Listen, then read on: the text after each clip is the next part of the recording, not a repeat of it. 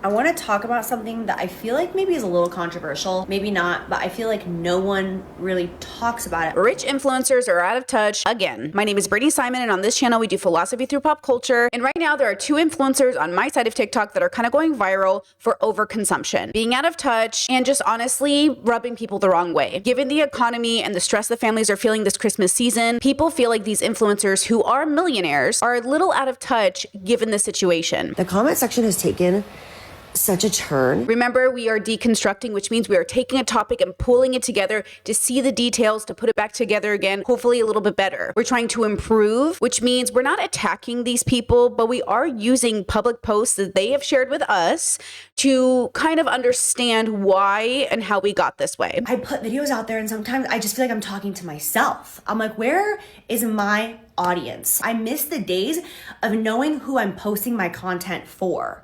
And I'm just like, how do like these new creators grow at this point? Like, I don't care about that. I'm at the point in my life and in my career where like, I only want to post for my girls, like the ones that I've built this relationship and this trust with. But like, TikTok isn't even showing my stuff to those people. So I'm like, I don't know. See, this right here is going to rub people the wrong way. What do you mean you are only doing it for the girls? And also, why is no one finding your content? Sure, she's talking about the original audience, but they made sure to make it clear to her exactly why they're not watching. So for those of you who do not know, this is Jaclyn Hill, and she is truly an OG in the makeup bubble. She was incredibly well liked at the start of her career. My palettes right here from MAC, and I'm going to be going through them and just telling you my personal favorite eyeshadows. And even though she ran into some controversies, people continued to love her until they really couldn't handle it anymore. It's like these apps control who sees our stuff, and like the audience that we worked hard to build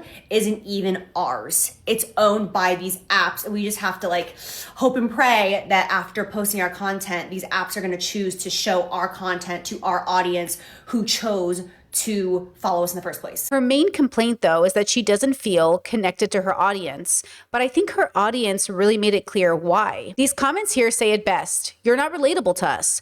We're out here struggling. We're tired of watching influencers rub their wealth in our faces. Your OG followers are married with kids, now with mortgages. We are broke now. Have you read the news lately? I think this one says it the best. In quotes, I always do giveaways all the time, and then like a silly face.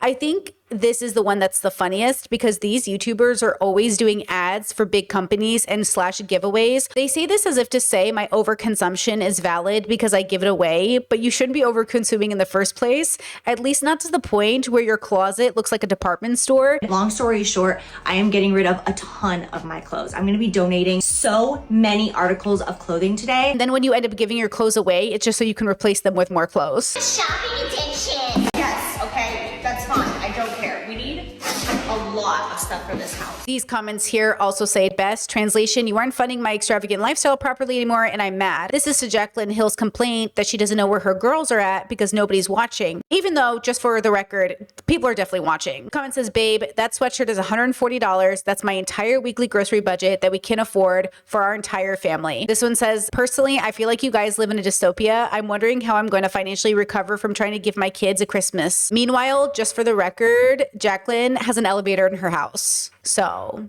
you know. How do you sleep at night knowing people don't like you? With no underwear in case they want to kiss my ass. I'm just so confused, and I don't see a lot of people having this conversation. I wish I had your courage. Hi, I love you and I miss you, and that's it. I bought an engagement ring for myself. Women of America, you are resilient. You guys told me to. In the comments my last video, you guys kept talking about a ring. A lot of you were saying, girl, just go get one for yourself. So that's what I did. This is Pokimane. You probably know her because she is the top, or at least was the top for a very long time, of all the female streamers on Twitch. And Pokimane is interesting because she does a lot of content about being a woman online and the harassment she receives, which is so real. How much pressure was on you as like one of the top, like the top female streamer for like a while to like feel like you had to be like the perfect person or like the perfect role model, even though you're human just like everyone else? A lot. and sometimes still to this day, it's just a little bit tough because I feel like I have to overthink a lot of the decisions that I make in order for it to reflect well on this group, an entire gender, if anything, that I am unintentionally representing. So like when I decide to do something, even if it's something as simple as like I went from playing League to doing like variety content. If I don't work my ass off to make that transition work well in my favor, like, oh, like finally she like fell off or this or that. Right. You know, you can just People are waiting to celebrate. You're fool. Yeah, like they're so ready to write whatever negative narrative. You have to work so hard to create a positive one. For example, like when I first started streaming, I saw a lot of people, when a girl was doing well, they'd be like, oh, it's because you're dating this person. Yeah. So they would attribute that female streamer's success to their partner. So I was like, okay, I'm never gonna date anyone publicly. That way, anything I do will be accredited to me. I thought. No, they will just find another way to discredit me. Right? Exactly. And instead it became like who is she dating? She's hiding her boyfriend for donations and subs and this and that. And I'm like, I'm either doing this bad thing or I'm either like clout chasing if someone is more popular than me, or if someone was less popular than me, I'd be using him if I had him involved, you know? Yeah. Like or you're pandering to like the simps or something, right? You know? Anything you do can be seen negatively. That's really what I've learned on my time on the internet. So how do you stay positive then? It sounds like delusion. And the misogyny she faces is real and should not be ignored. But one of the criticisms I've consistently had for Pokimane is actually her relationship to business. What's going on? The wealth disparity is getting bad. The wage gap, I hate that shit. No, wealth disparity. Wealth disparity. Wage gap is like between men and women. Men and women, we love each other. Facts. And we hate the rich. Anyways. Too much. Aren't you the rich? No.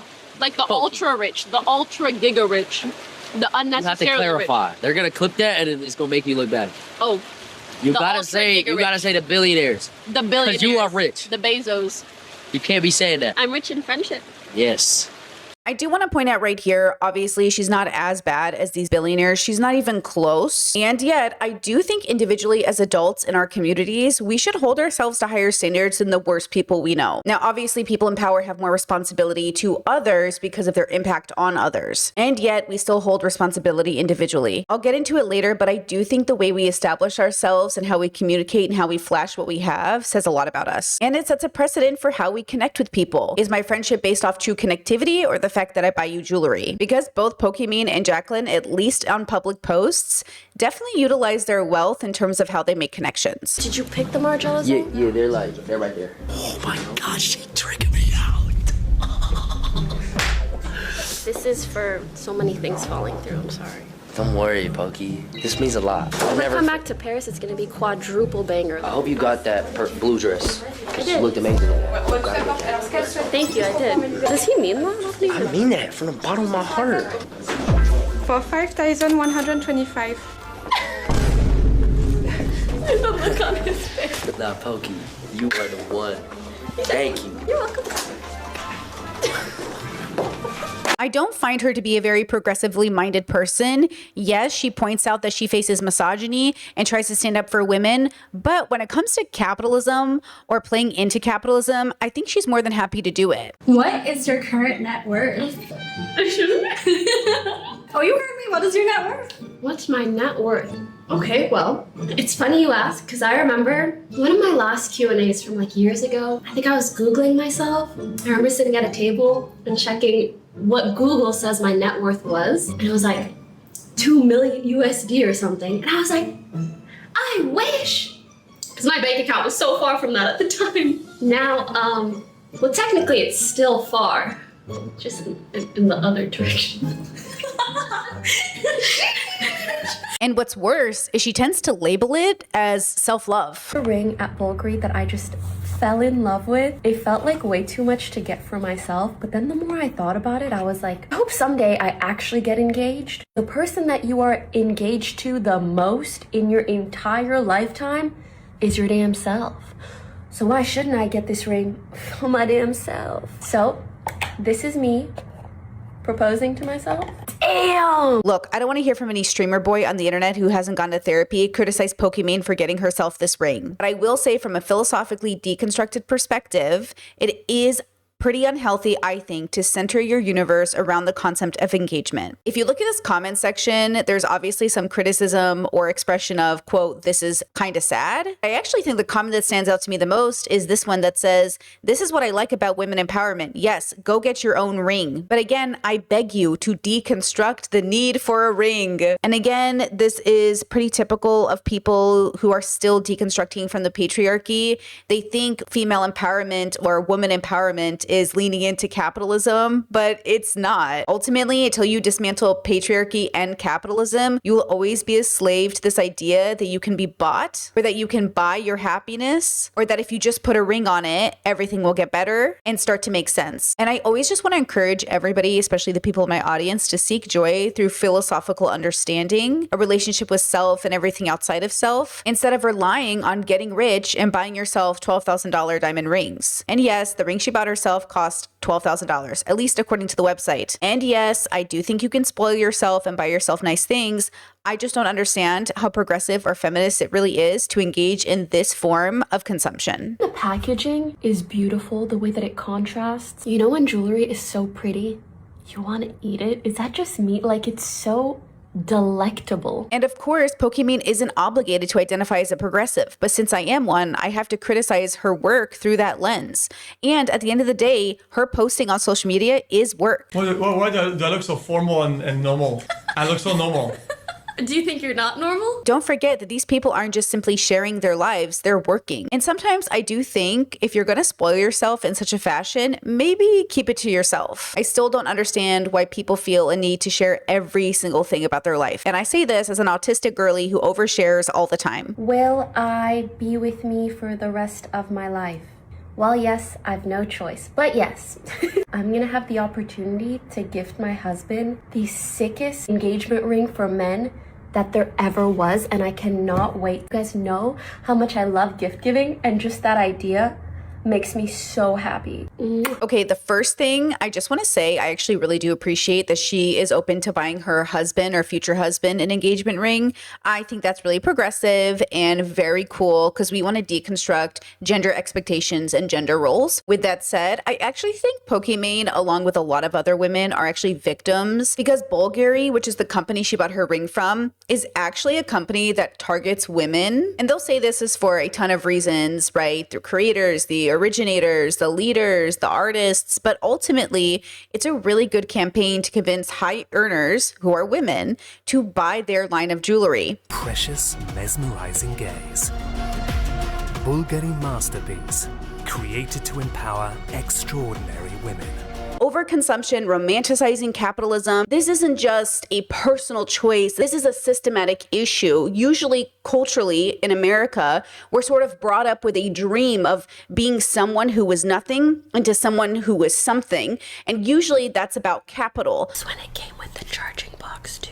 The back. Gorgeous. Oh, I went from no money to all this money. But when does the American dream of going from nothing to something actually just become tone deafness and honestly incredibly unethical? But again, if we come from a deconstructed lens and we take it apart and we look at it for what it is, it's just a company trying to make money off of us by selling diamond necklaces for up to millions of dollars. She loves dogs. She's always in the right place.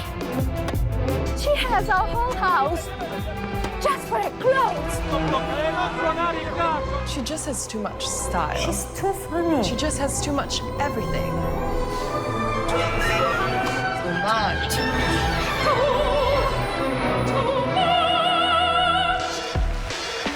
Mai troppo. Mai troppo.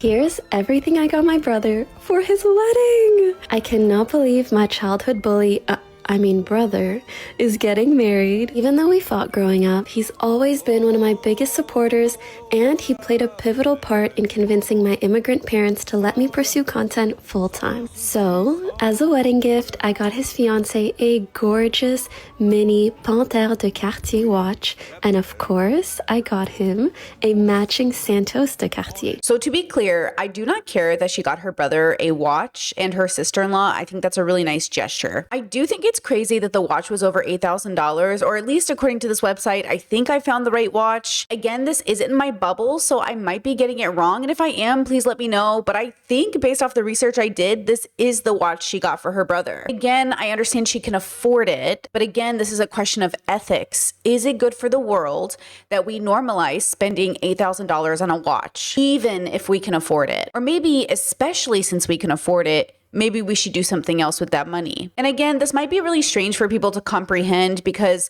we grew up in a world that tells us we should want to buy nice things. And though I would agree it's nice to have a nice watch, I'm not sure, actually I'm positive, that it doesn't require the watch to be $8,000. Here's everything I got my friends for my birthday. And don't worry, I got something for you too. As you know, I love gift giving, though I don't really like to receive. Last year, I gave my friends designer purses, but this year I wanted to invite even more people. So I decided to do goodie bags for 18 of my closest friends. Now keep in mind that Poki does give a lot of her money away, and she often does giveaways for her fans and raises money for charity. She even made this weird post that I think was a little, again, tone deaf, where she says she just has nothing left to give and all she has left is a hug. And it just, I don't know, it just feels weird. That's right. I've been giving stuff away every day this whole month. We're on day like 28, 29. I have nothing left to give. I've spent over $200,000. Don't ask. My accountant is very mad at me. But I just don't have any more ideas. So today I was thinking, what do people need? And then it came to me. Y'all need a fucking hug. What? Who does that? You do, respectfully. I read some of my comments and I'm worried about you. It sounds like you need a hug. So that's today's giveaway. I'm gonna pick someone in the comments and I'm gonna come and give you a hug. I give really, really good hugs. They're cozy and warm, like a cup of tea, but it's engulfing you and holding you tenderly. Anyways, that's what all my friends say. So if that's you, if you're having a bad day, if you need a hug, let me know. That's today's giveaway. I think sometimes when we have these conversations, people will assume, oh, it's because like you're bitter, you're not rich, or it's because she's a woman. People are jealous of me. Now, obviously, these are incredibly important things to deconstruct and introspect on. Am I just bitter she's rich? Am I mad she's a woman? Jealousy. But I think when you come from a deconstructed lens and a progressive one, and you're trying to think about your impact on the environment and the world, it really does give you the ick to see people spend money on an $8,000 watch. And I think that's okay. I think it's okay for us to feel very uncomfortable with that amount of money being spent on a singular item, especially an item that isn't in need. And I think it's okay that viewers watch this and feel disconnected. Her and I are hosting our first ever Friendsgiving here in California, which is so exciting because I used to host so much back in Tampa, but I just haven't felt like I had it in me to host at this capacity. You'll see what I mean when we go downstairs and I show you everything that we've put together. And we planned it so last minute. I was just like, let's do a Friendsgiving. So just to point out the obvious, she's living in a beautiful California home. And according to some websites, she's renting, but I actually don't know the details. And I haven't found an official home tour of her home, but it is beautiful. She had some influencer friends over, people you might recognize. It even looks like she got a private chef to celebrate. There's nothing wrong with any of this. Of course, it's always nice to spend time with your friends for the holidays. But it's the idea that she started off this video with like, oh, it's a last minute Friendsgiving.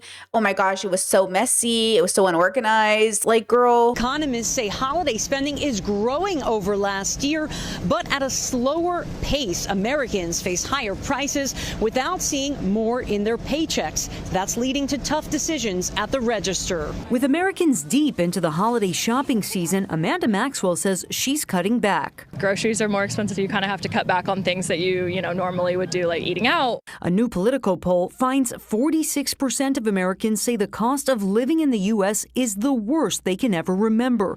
So this season, they are relying on credit cards and buy now, pay later programs. We are seeing debt levels grow. So even though people are spending, there is some indication that they're using debt to do that. Last year, candidate Trump promised to lower prices. I will make America affordable again because it's not affordable anymore. But this week in a cabinet meeting, the word affordability is a con job by the Democrats. And it just feels very tone deaf and honestly a little mean because families are genuinely struggling just to do the basics. The reason why Jaclyn Hill's views have gone down and why her content is not seen as being relatable is not because she does luxury hauls all the time, although that doesn't really help in this economic environment. is because she's a registered Republican. She's a Charlie Kirk supporter. And yet, back in her early days, she was on food stamps. So this is the thing. In this political environment, what we've learned is that there are two types of people in this country now. There are the people that care about others, and there are people that only care about themselves. And her actions and the people she supports show us that she's one of the people who only cares about herself. And that's not relatable. It's not something that we want to support. It comes across just icky. And so we're uninterested in influencers like that anymore. So you can do the luxury hauls. You can do the like unattainable lifestyle. Like there's still an audience for that because it's interesting, a little bit of interesting insight into a life that maybe like some of us will never attain. It's not that.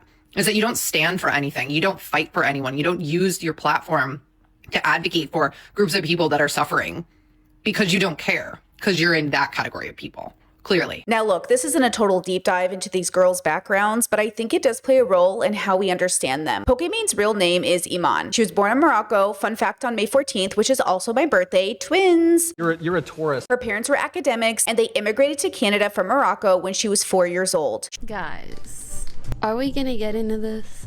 This is crazy. Pokey cultural appropriating with the hair. Girl, speak to my DNA, bro. Maybe my DNA is culturally my genetics. I didn't choose this. And if I could have chosen, I probably wouldn't have chosen this. No, I should love my curls. I should love my curls. I should love my curls. But like, that's not how natural hair functions. Also, I'm North African, so that's also why my hair curly. I don't mean to offend anyone by my genetics. She speaks 2.5 languages according to herself, English, French, and Arabic. Q&A in English, en français ou بالعربي. أهلاً, أنا اسمي إيمان, but you can call me Poki. Je suis née au Maroc et j'ai grandi au Canada, but now I live in Los Angeles. مع اختي. Le français est ma langue maternelle, and then I learned English in school. كل حياتي كنت بحكي شوية عربي. I make lots of different content from gaming to blogs to podcasts and more. بحب أتشارك حياتي online معكم. Et j'ai étudié pour devenir ingénieur avant tout ceci. I visited Morocco last year et je crois que je vais visiter Paris plus tard cette année. بدي أزور بلدان عربي أكثر عريباً, and thank you for watching. Bye. She's not a U.S. citizen, but did endorse Kamala Harris in this last presidential campaign. Thank you for your courage. Women have been struggling for first-class citizenship. It wasn't until 1920, that women had the right to vote in national elections. I think what stands out to me, especially given my background, my parents are immigrants from Iraq, most of my family is immigrants, is there is something to be said about how and when your parents immigrate, how that truly impacts your life, and whether or not you're co-opting a struggle that isn't yours. Obviously, everybody struggles, especially immigrants, and especially under this administration. No! Oh, mommy! You wouldn't think that you and your mom are going to work and suddenly they're taking your mom for no reason. On March 31st in Westminster, Karen Cruz Barrios says she and her mother, Elsie Barrios, were driving to work when law enforcement pulled up behind them. ICE agents approached the car, asked for IDs, and told Barrios to step out. As an example, as families are being hunted down by ICE and kidnapped off the streets, Poki and some of the richest streamers are all doing an award show. Stop, I'm blushing. Hi everyone, I am so happy to see all your beautiful faces in the crowd tonight. Which, by the way, they do not have to do. At some point, given how some of them are literally, quote, activists, I feel like they would have to send a message that this is just not needed. It feels tone deaf, and this is once again why we don't put YouTubers on pedestals or streamers or Twitch people. And also, congrats on your new documentary with 50 Cent. That was you, right? If you all gonna be on the mic making jokes, at least let it be funny. Because at the end of the day, they really aren't leaders. They're entertainers. Vibration remote in your pocket, or are you just excited to be here?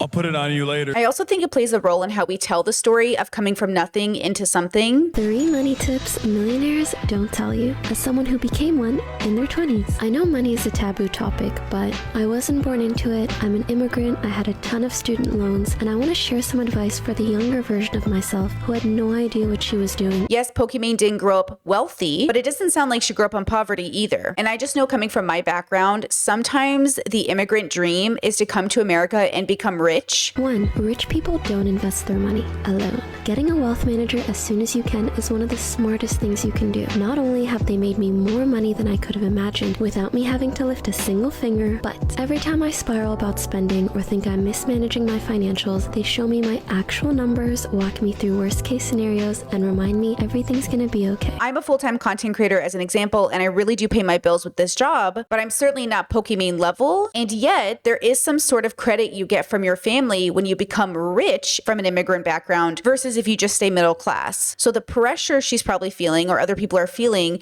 is to become very successful as to appease the family. 2. Lifestyle creep is the easiest way to go broke. Just because you're making more doesn't mean you actually need to be spending more. And as someone who's wanted to try it all, I can assure you the majority of expensive purchases are not worth it. Budget no matter how much you make. That's how generational wealth is built. And so sometimes the way she flashes everything, the way she buys people gifts, might actually also be a social pressure from that bubble, because it's to say, I did it, I made it. And that too should be deconstructed. Why are you interested in money and success? Why is it important as an immigrant that you become rich? Lastly, high earners use tax strategies and loopholes most of us don't even know about. Hire a CPA who works with wealthy clients. They'll teach you tricks that'll save you more than their fee costs. It's basically an investment that pays for itself. At the end of the day, we shouldn't gatekeep financial advice. The more we talk about money, the more we can all win. Rooting for you, whatever your goals are. Do Twitch contracts count? Holy, you're stacked. No. Listen, I can Google your net worth. I can tell you if it's correct or not. Okay, Pokimane net worth. Okay, but here's the question. Does net worth, it's not supposed to mean lifetime earnings. The thing is, I'm taxed 50% every single year that I've lived here, so. 6 million? That's not enough. That's incorrect. That's low. Is that recent? This is 20. This is okay. 4 Low is days crazy. ago. 6 million is not. I mean, that's low for you, is what I mean. Pokey is very much playing the game. High earners use tax strategies and loopholes most of us don't even know about. And look, there are plenty of games to play, but the how to get rich under capitalism game is just a big ick, I think, for really good reasons.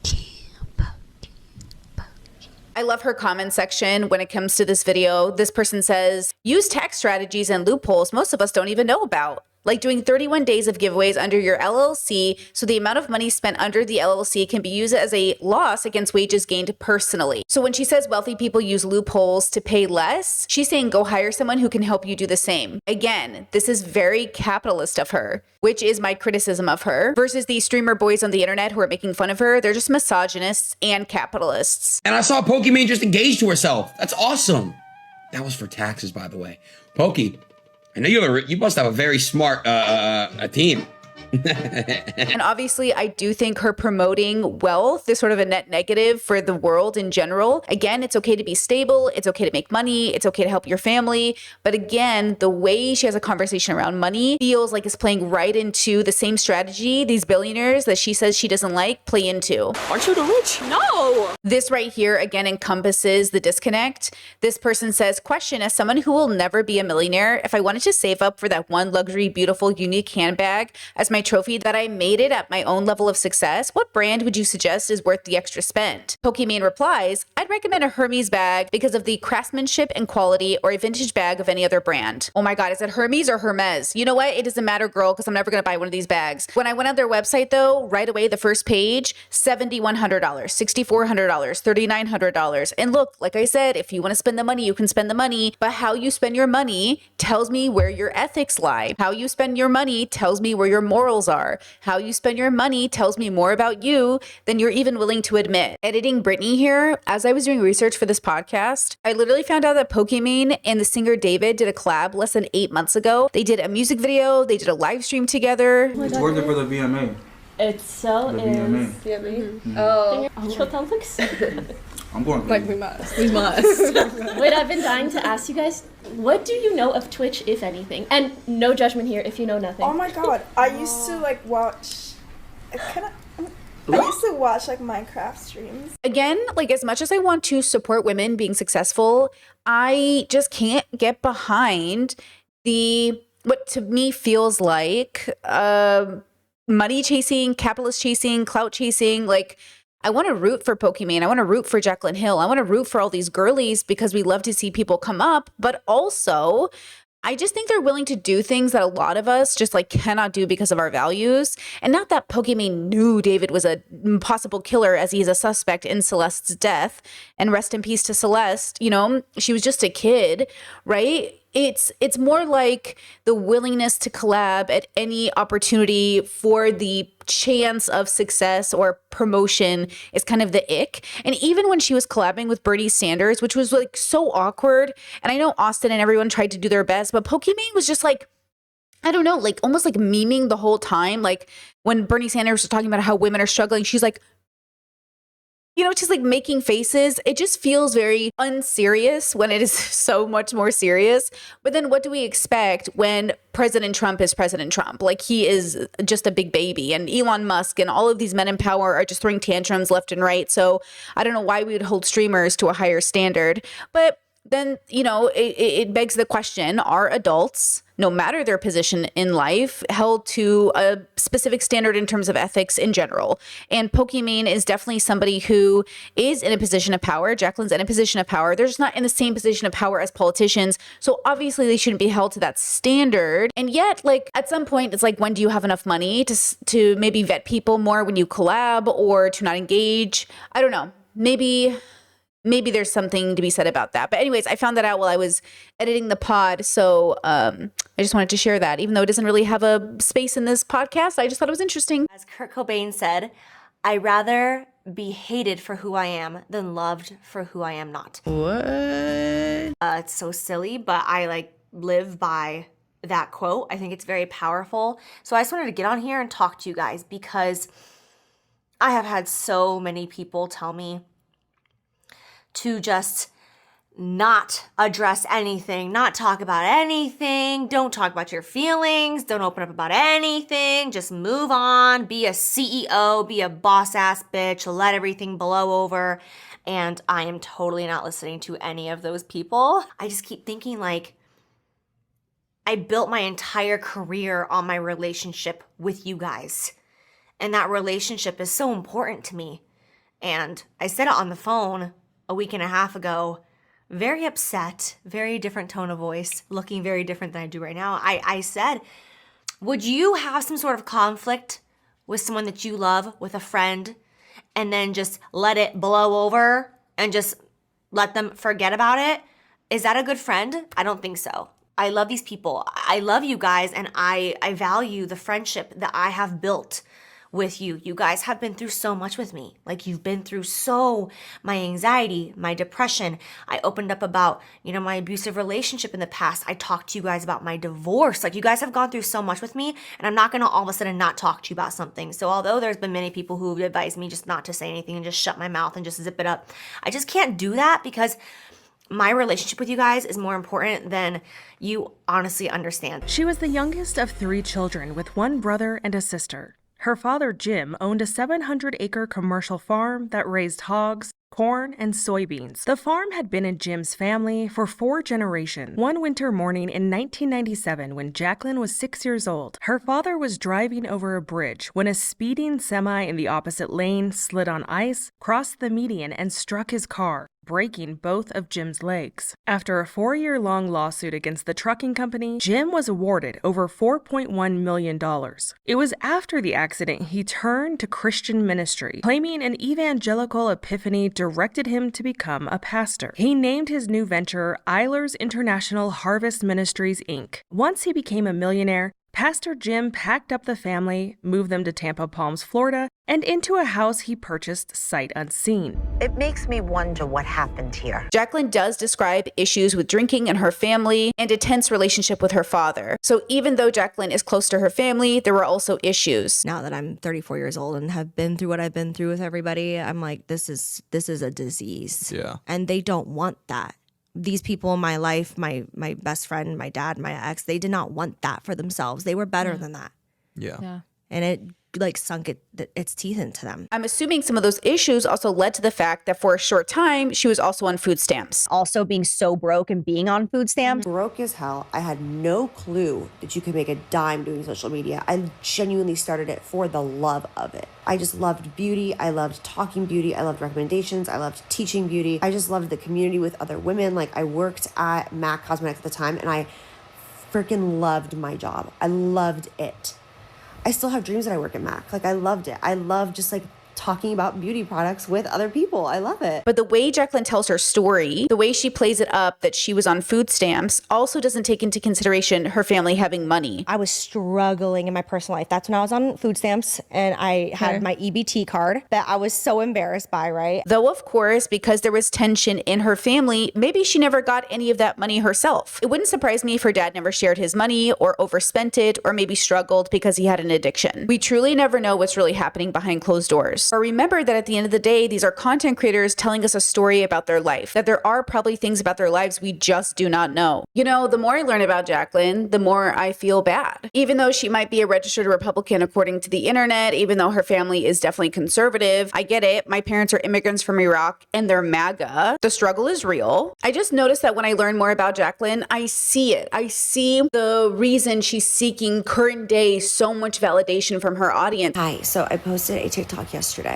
And in this TikTok, I was talking about just being a content creator for the last 14 years. I took off, like, I didn't post a TikTok, I think, for like a week and a half, 2 weeks, maybe. Like, sorry, shit, life happens. I've been doing this for 14 years. Maybe I'm a little burnt out. God forbid. I love that people in her comments were like, yes, Jaclyn, that's what a job is. Though I will just say, as a content creator myself, I'm always fighting burnout. It is difficult, but everybody is fighting burnout. Everyone's working 1 to 3 jobs just to put food on the table for their kids. And also, she allegedly votes Republican, which means she's voting for an administration that is making it harder on families to take vacations or get paid leave. And that's why it's so frustrating when these girls get on the internet and complain about how rich and bored they are. This comment on her post said, quote, God forbid, I've been burnt out. I've been doing this for 14 years, end quote. The comment goes on to say people are working full time for like 40 years plus, hours a week, and some even have multiple jobs. You not understanding how your extra PR giveaways are not a charity. Plus, US has been crazy this year. We are burnt out. Today, we're gonna decorate my wine cellar together. That might be the bougiest, most over-the-top intro I've ever given you. Today, we're gonna decorate my wine cellar together. I've been laying here in bed for the last 30 minutes reading these comments. When I first posted the video yesterday, the comment section kind of went a different direction. And at first I was like, wait, no, that's not what I'm talking about. Like, I'm not talking about like my content. I'm talking about the app. My ears are open. I'm listening. I'm reading your comments. You guys are saying that like you're sick of the influencer era. You're sick of the shit.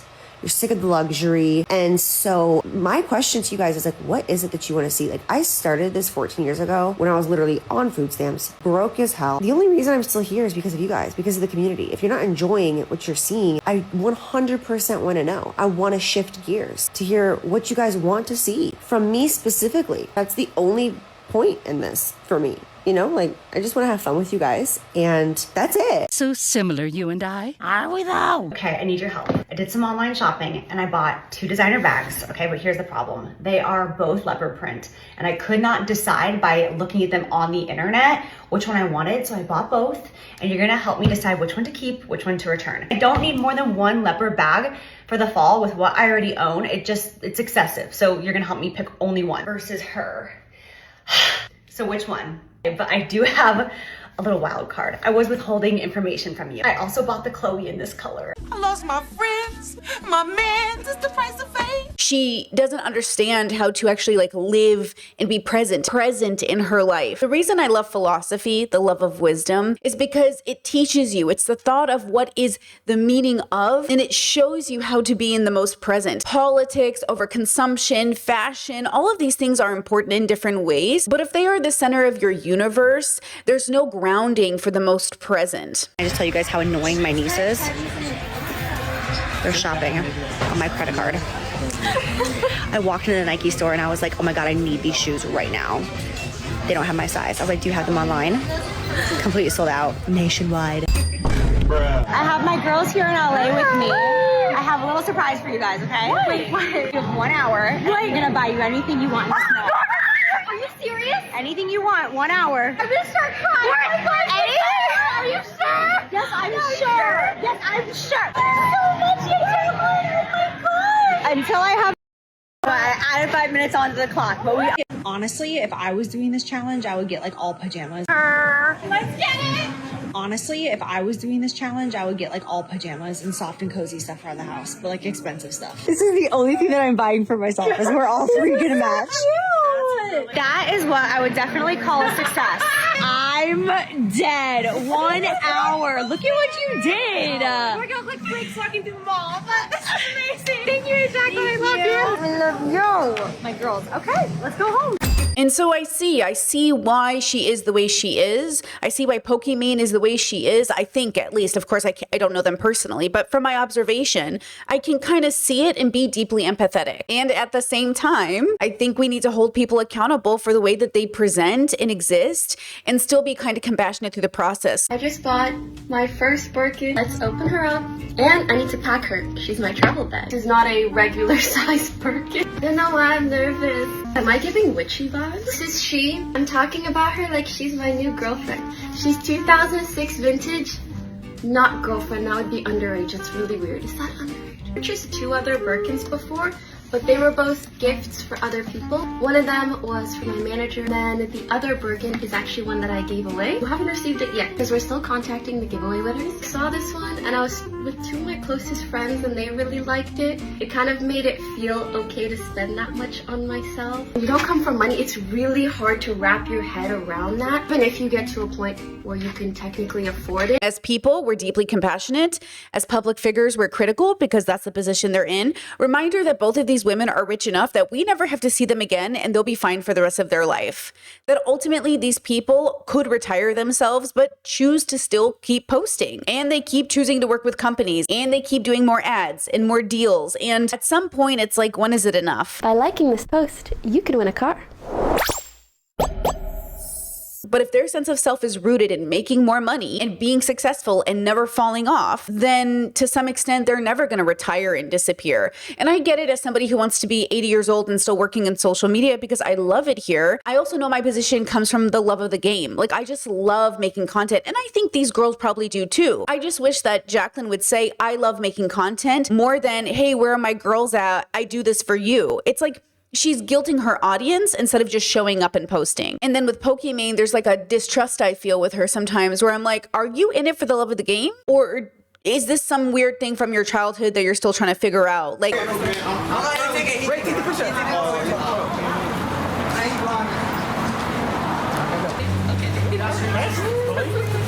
meeting you guys. I'm so sorry. I'm getting my car and I'm scared to leak my address. But it was really nice to meet you.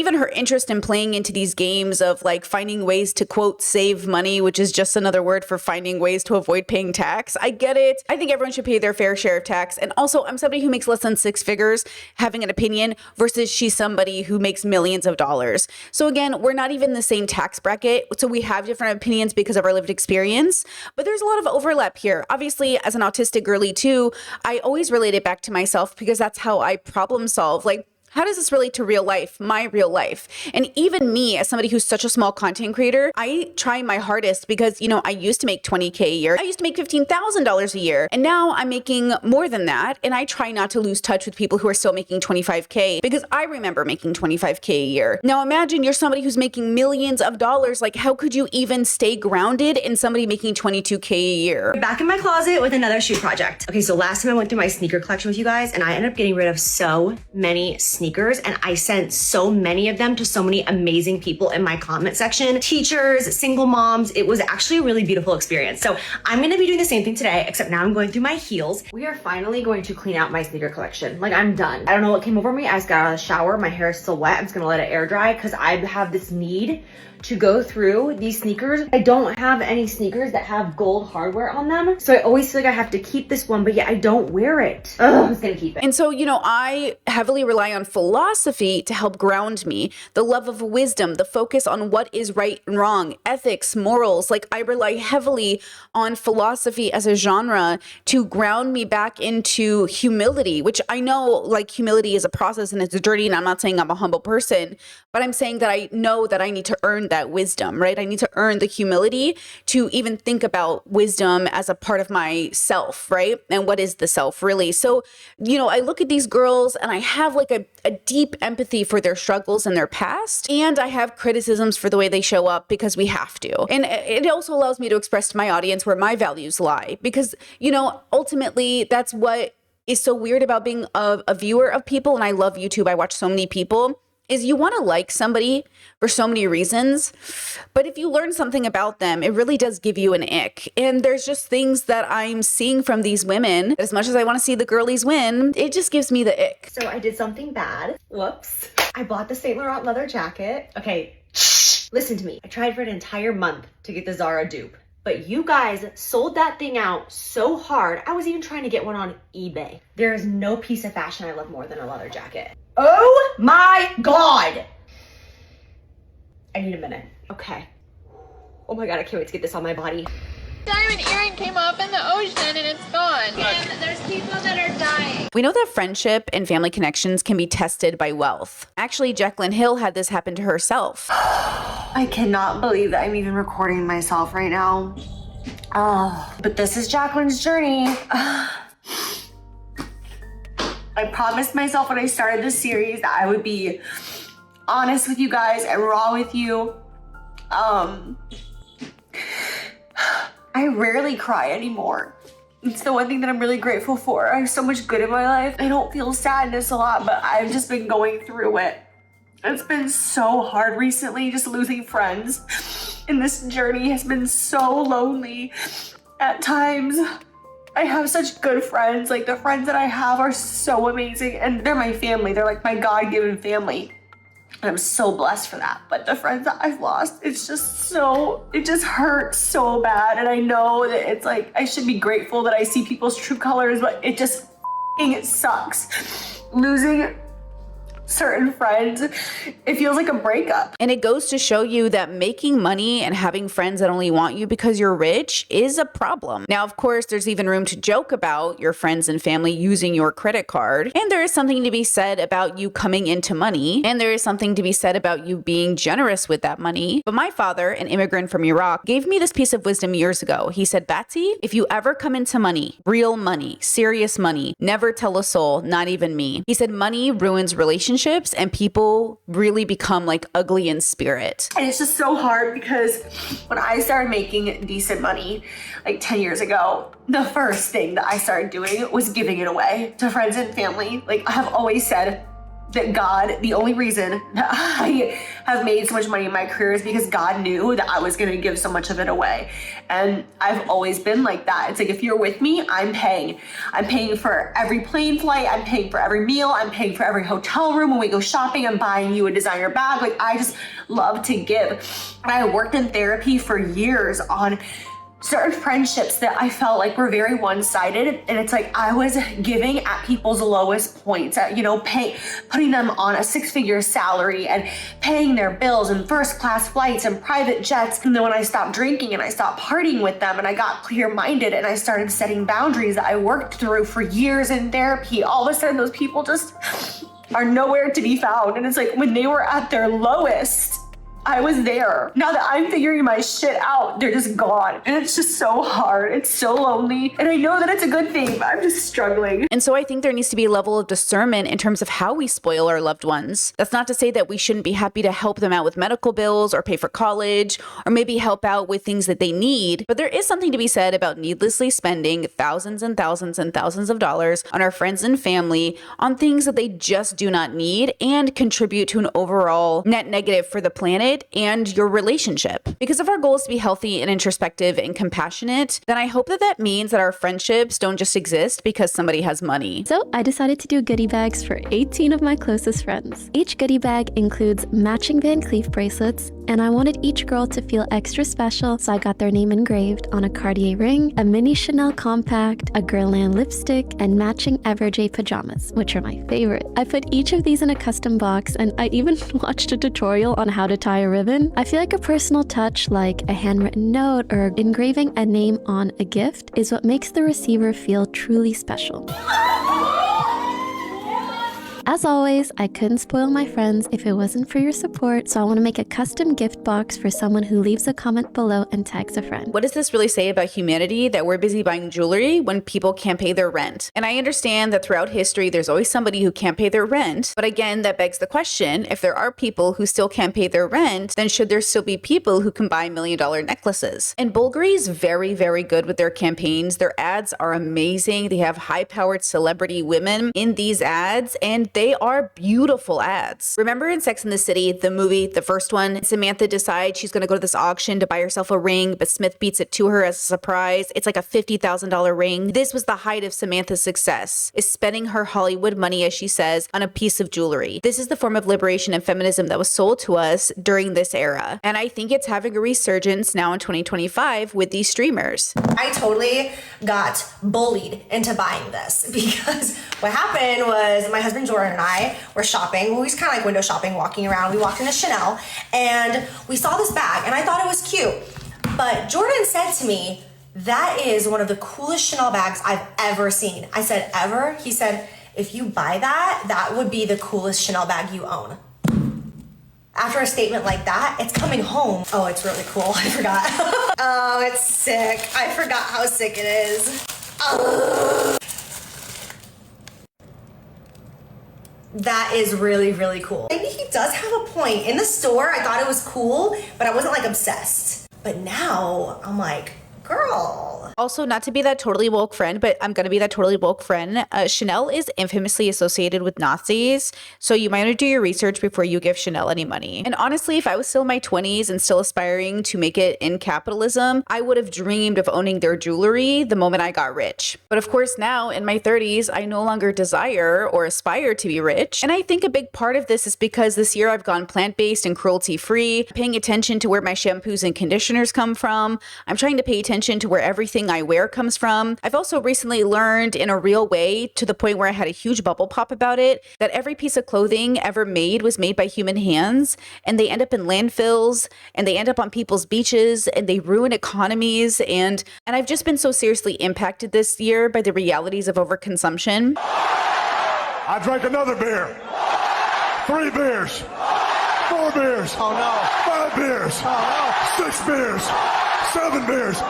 8 beers, 9 beers, and a Bloody Mary. So right now, everyone's struggling, and everyone's always struggled, but right now is our time, and we are struggling, and we're trying to solve problems. And you guys know from the last podcast I put out and the last protest we engaged in online, it was an online protest, but we engaged in it for South Africa because domestic violence, intimate partner violence is on the rise. These are small ways we can engage with our communities globally to sort of harm reduce. It's not perfect. It's not the greatest. My life isn't dedicated to activism, but I do try to incorporate activism into my work life, into my personal life, right? My partner and I personally engage in sort of like not buying from certain companies, engaging in like community protests. We engage in little ways we can on occasion when it makes sense for us, right? Everyone's called to a different act of service. And I think that's also important here. Are you a like freedom fighter full time and this is what you dedicate your life to? Are you a wonderful neighborhood, neighbor, teacher, mentor, elder, and you contribute to uplifting the community? Are you a, very stressed but active parent who's trying to engage in helping to grow the next generation of people? Everyone has a role to play in the community. So again, I'm not asking you to be a perfect person. I would never ask you to do something I think is impossible. But when we look at the situation, we think of liberation. We think about how minorities are being persecuted. ICE is picking up families and kidnapping people off the streets. I've also announced a permanent pause on third world migration, including from hellholes like Afghanistan, Haiti, Somalia, and many other countries. Why can't we have some people from Norway, Sweden, just a few? Let us have a few. From Denmark, do you mind sending us a few people? We think about this administration and the discrimination that LGBTQIA people are facing. We think about how bigotry is literally keeping us from our joy. Like America is so bigoted, it refuses to invest in its people because we don't want to see other people benefit from the same things we want to benefit from, right? Like America is suffering from the bigotry. And then we see influencers get online and talk about self-love being a $12,000 ring. It's like, this is not liberation. This is consumerism in the worst way possible. Again, consumerism can be reading books, buying food for your family. It can be buying a house. It can be engaging in media like consumption. Like consumption isn't the issue. It's what you're consuming and at what level and how you're doing it. And does this come at the expense of other people? I flew to a foreign country, booked a photo shoot in a language I don't speak, and it was the best decision ever. This studio is located in Shanghai. So again, I don't need you to stop shopping at Amazon as if you're gonna personally save the universe. But it might be nice if we stopped shopping at Amazon, right? It might be helpful. It's not the worst thing ever. It's not the most convenient, but it becomes actually pretty easy after you stop doing it. If you are willing to participate in a little less bad every day in a small way that ultimately might feel like really hard right now, but you'll realize how easy it is 6 months in, right? It's not about doing these like great big gestures. It is about the small ways you change your life. And that's how liberation can come about, is these small little things that feel really hard in the beginning, but become easier. We are a reflection of the world as a whole. That this group project is all of us together. And ultimately, as much as the billionaires exist to exploit us, they also are exploiting our weaknesses. The thing in us that makes us think buying $12,000 rings will liberate us. It won't. When jewelry is so pretty, you want to eat it? Is that just me? I strongly believe we are living in a relationship to the universe, relationship to our life, relationship to the planet, relationship to each other. Billionaires can't be anything without us, and we apparently can't be anything without them. But at the end of the day, I don't think we are actually getting to the root of the problem, which is like philosophical evil. We are philosophically engaging in our evil because we don't know what joy looks like. And I am just saying that I think what it looks like is getting to the root of your why. Who are you as a person? What are you doing on the planet? And how do you make sure that you are a little less bad every day? It's not about being perfect. It is about being kind and compassionate to yourself, though. And, being self-aware enough to say that I might be a part of the problem. Again, it's not about blaming. It's about who's responsible. And we are all responsible. The world is a reflection of us as a whole. It can't happen without our participation. Okay, I'm gonna grab my most used bronzers first. And if I've learned anything from watching a ton of TikToks from these creators, it's that you will never be able to convince me that money is the solution. So I've decided that I want to start eating caviar in a much more casual way. I literally can't stand myself sometimes. But I did see that there is a trend going around where you try caviar on McDonald's chicken nuggets. I personally love caviar. I had it for the first time in like 2019, I think. And me and Jordan, we now do like caviar and champagne nights together. We like set the mood and light the candles. It's just like something that we do. It's one of our date nights, and I love it. What happens to the fish after its caviar is harvested? When a female sturgeon reaches maturity, usually after 8 to 12 years, it's finally ready for caviar harvesting. Traditionally, to ensure the highest quality caviar, farmers have used an old-school method, slaughtering the fish and cutting open its belly to extract the eggs. But recently, a new technique has been developed that lets farmers harvest caviar without killing the fish. Instead, they gently massage the fish's belly, allowing the eggs to be released naturally, so the fish can continue producing caviar in the future. Ugh. No. No. Didn't like it. Bad taste in my mouth. But the idea of eating caviar on a chicken nugget, especially a McDonald's chicken nugget, I'm like, oh, something in my brain is not adding up, but I've got to know. I also have not had anything from McDonald's in probably 10 years, so send thoughts and prayers for my asshole. Thank you so much. I asked Jordan to go pick me up some caviar, and he comes home with a little jar that was $250. My lad fetched me some very pricey caviar. Shall we do a bump? I'm just kidding.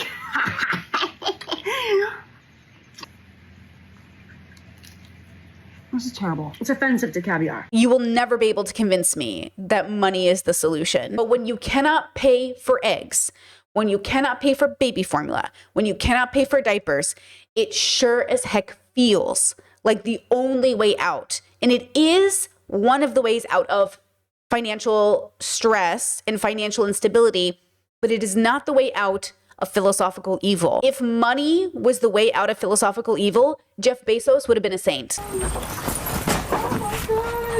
If money was the way out of philosophical evil, Elon would have been a saint. I'm not just MAGA.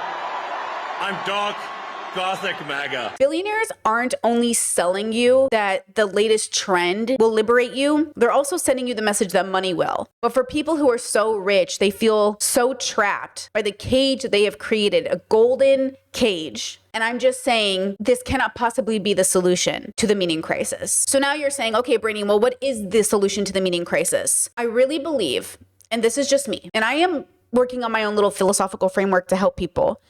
Okay, you can check it out in the description, but it's a work in progress. It's called The Levels. And what it's supposed to do is help you understand who are you in relation to yourself and who are you in relation to everything outside of yourself. So most people believe the center of the universe is the earth. Like their reality is dictated on what happens around the earth. But if you expand out, it obviously, the earth isn't the center of the universe in that sense, right? There's like a whole other universe to explore. But I think what we do as people, because it's so hard for us to comprehend that we're even alive. And I know you think you know that you're alive, but I think it actually is really hard for us. We probably did evolve to sort of not process every day that we're alive and will die, because I think it can really stop you from like planning for retirement. Yeah, I think Americans are an epitome of death denial. And I think we contemporaries really are. And again, I don't think it's our fault, but I think we are the product of our time. And again, from the mid 20th century onward, we've been living in this dream of life where you can always get cured. You can always, if they can't do it in your own community, by golly, you just have to go to a different community, and you may have to finally quit smoking, or finally start to exercise, or finally, whatever. But there you go. We can do it. In fact, that dream is a thin veneer. We're still, at any point in time, any moment of every day, just a heartbeat away. There is something really significant about the fact that you're alive, and that struggle for knowing why you're alive comes through in the story we tell ourselves: religion, politics, meaning, so on and so forth. What I would recommend you do is really be honest with yourself and ask yourself, like, how will I be truly joyful? And not happy. Happy is an emotion. Joyful, satisfied, grateful. If my life was this way for the rest of my life, I would be very happy. If this was the standard, if this was the expectation, like, I'm still paycheck to paycheck. I'm still stressed about whether or not I will get paid next month like everybody else. I am a creative, but this standard of living is actually pretty good. It's a lot of like wise suffering, because we're always going to have a struggle in life. But I think a lot of us, especially myself, my former self, I was unwisely suffering constantly. I was like in $60,000 of credit card debt paid off. I was stressing because I didn't know what I was doing on the planet. I wanted to unalive. Like, I was so stressed. And a big thing that helped me go from surviving to living was fully understanding, like, what is my understanding of being alive? Like, what does it mean to be alive? Which is why I love philosophy, because philosophy is the love of wisdom. It's an extension out of your life. Isn't just politics. Politics is encompassed by philosophy, but people really think like, oh, my whole life is political. It's only political. Politics is a construct that came after the fact. I want you to go back to the beginning. What was before politics? What was before everything? Figure that out with yourself. So in relation to yourself, introspection. and then bring it out to the extrospection in relation to everything outside of yourself. If Jaclyn Hill engaged in any form of introspection, she would ask herself, like, why do I feel this way about my views? Why do I feel this way about my, my job or my life or myself? Like, why does it make me feel bad that no one's seeing my videos? Extrospection. How does my audience really feel about this? Like, how do I best cater to my audience? How do I best show my audience that I love them? She said in one of the clips, like, the only reason she posts is for the girls, but that's like not a good reason. The only reason I'm still here is because of you guys, because of the community. If you're not enjoying what you're seeing, I 100% want to know. I want to shift gears. Because it's very parasocial, it's very unhealthy. You're a stranger to most of these girlies. So you can't literally show up on the internet every day just for strangers on the internet. That doesn't make sense. If you really want to form a community and you really want to feel connected to it, you would actually have to do community something community. Like you would actually like, I don't know, have brunch with people, show up in your local neighborhood, volunteer, clean up streets. Like you would actually have to have a community. Right? And you're not going to have a community by just posting on TikTok. Yes, it's a community, but it's a more sort of like less personal one. Like for me, what I do with my community is I have members only streams over on my stream channel. This is my podcast channel. And then over on my Discord, I do weekly events with my Discord. That is like a third space. It is a community. Yes, you have to pay to be there because that keeps, the trolls out of the space and it makes the space safe and it is 18 plus. But over on the Discord where we have this little ecosystem, we have communities. People have become friends. People have dated. People have gotten married. Like the community is real, even though it's still a public space. It's like a little coffee shop. And that's how I, as a small-time content creator, build a community online, globally, with people all over the planet who need a space to go to away from their offline life, right? In my offline life, as an example, so then I turn it off, is my family, my partner, my cat, my neighborhood, my direct neighborhood, right? That's our offline life. So for Jaclyn and for Pokimane and all these people who bring their offline and online life together and it's very blurred, it's very hard because just like you in your regular life, you're not a content creator, right? You have your work friends, your school friends, your family friends, your neighborhood friends, like your communities are also separate. And I think sometimes with these content creators, they blur the line so significantly that they themselves don't know who they are. They get lost in the sauce. I became the most followed female streamer, and then I quit. Here's why. I used to stream almost every day, and during the pandemic, streaming on Twitch skyrocketed and grew over 80%. I felt like people finally saw what I always loved about it, and honestly, it felt like a dream come true. But as life returned to normal, so did viewer habits, and viewership on Twitch dropped significantly. Streaming alone no longer felt like the best way to reach my community. It was kind of like I hit my ceiling in one building, but in the process, I got the keys to leave and explore elsewhere. Secondly, while I owe my career to streaming, it was also the source of a lot of difficult moments and harassment that I don't experience on other platforms, and that made it hard to keep going back. And I can confirm it's been really healing to explore other creative outlets. Lastly, I simply grew up, and I don't mean that streaming is childish. I mean that the person that I was when I first started is not the same person I am today. After doing the same thing for 10 years, you naturally want new challenges. There are facets of my personality and interests outside of gaming that I want to share. So streaming and I are in an open relationship right now. I still do it here and there, and I'll always love it. I'm just exploring connections with other platforms too. But who knows? One banger game could be all it takes to pull me right back in. I guess we'll see. So the solution here isn't to let go of consumerism. It's to have healthy consumerism. The goal isn't to say, oh, I can never own a diamond. The question is, how did you come into possession of that diamond? The question isn't, should my closet look like a department store? The question is, why does my closet look like a department store? The why, it always goes back to the why. So I know people want like a easy fix, a little, 5-point video that tells them what the solution is. But the solution is to engage in the process of existing, to live in the most present, and to experience your life, and to attempt to do a little less bad every day. Stop trying to be a good person. It's not working. Be a little less bad every day. So you can hold yourself accountable for the ways that you participate in the world unethically. And then hopefully the world will get a little bit better. But the point of your existence isn't to save the world. It's to acknowledge that you're a part of it. It's not to separate yourself and think you're better than everybody else. It's to remember you're the same as everybody else. A person trying to figure it out. All right, guys, that's all I have for you today. Thank you so much for being here. Please like, subscribe, leave a comment, and I'll see you guys for the next one. Bye.